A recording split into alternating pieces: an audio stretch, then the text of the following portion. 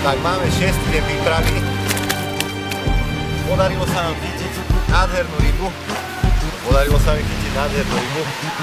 Konečne, doteraz sme chytali všeličo, ale tak, jak som si pripravil taktiku, ktoré vám aj poviem potom v ďalšom videu, tak proste je to prvý záber z ľavého miesta, ktoré som intenzívne krmil a vedel som, alebo čakal som, že tá väčšia ryba by tam mala dojsť.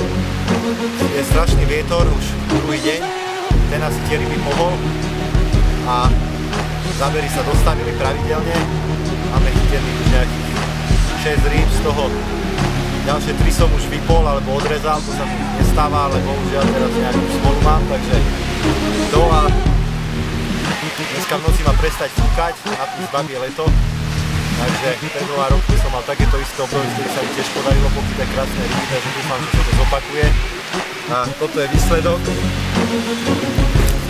Dneska ráno od 3:45 doteraz bol kľudný, teraz sa mu nechce, nebude z neho mediálna hviezda.